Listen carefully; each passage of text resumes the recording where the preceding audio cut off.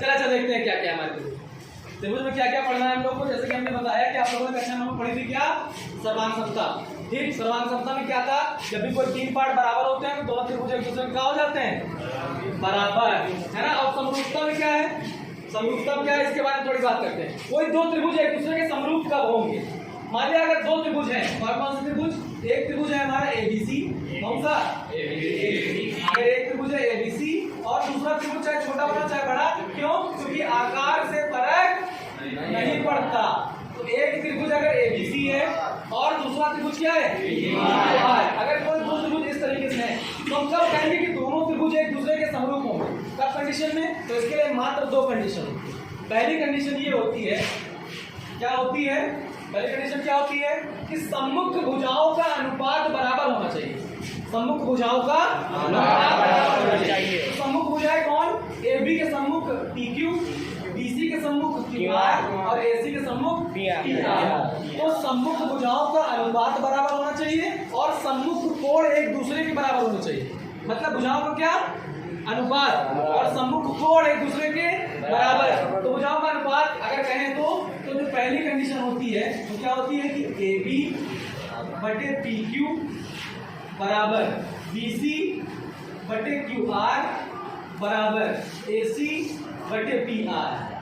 ठीक, ये पहली कंडीशन हो गई। और दूसरी कंडीशन क्या है कि सम्मुख कोण बराबर होने चाहिए। इसका मतलब एंगल A बराबर एंगल P के, दूसरा एंगल B बराबर एंगल Q के, तीसरा एंगल C बराबर एंगल R के।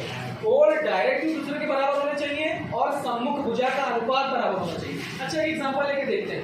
एग्जांपल की बात करें कि अगर हमारी AB हो जाए 5 और PQ हो जाए कितनी, 2.5, है ना।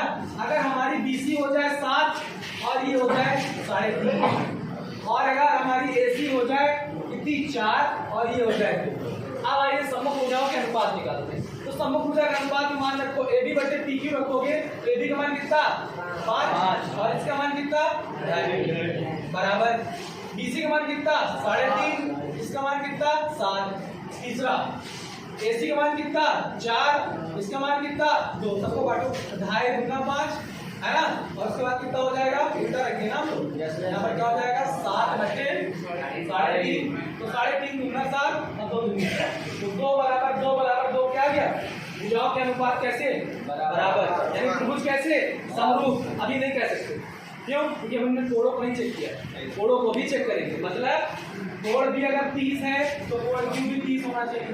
कोण A अगर हमारा 50 है तो कोण P भी 50 होना चाहिए। कोण C अगर 100 है तो कोण R भी कैसा होना चाहिए, 100। अब देखो सम्मुख कोण बराबर हो गया ना, कोण A बराबर कोण P के हो गया और कोण B बराबर कोण Q के हो गया और कोण C बराबर R के हो गया। तो क्या समझे कि किन्हीं के दो त्रिभुजों के समरूपता के लिए खाली दो कंडीशन होती है। पहली कंडीशन, सम्मुख भुजाओं के अनुपात बराबर होने चाहिए, है ना, सम्मुख भुजाओं के अनुपात बराबर होना चाहिए। दूसरी बात, सम्मुख कोण बराबर होना चाहिए। जबकि कक्षा 9 में हमने क्या पढ़ा कि सम्मुख भुजाएं एक दूसरे के बराबर।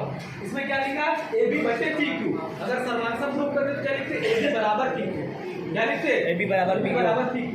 इसमें क्या लिखा, BC बटे QR, अगर सर्वांग प्रूफ करते तो BC बराबर QR।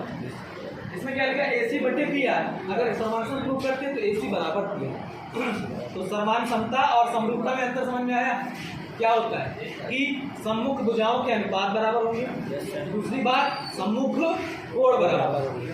ठीक, इस कंडीशंस में अगर कोई त्रिभुज इन दोनों कंडीशन को फॉलो करता है तो त्रिभुज कैसे हो जाएंगे। ठीक, छापो फिर पढ़ते हैं।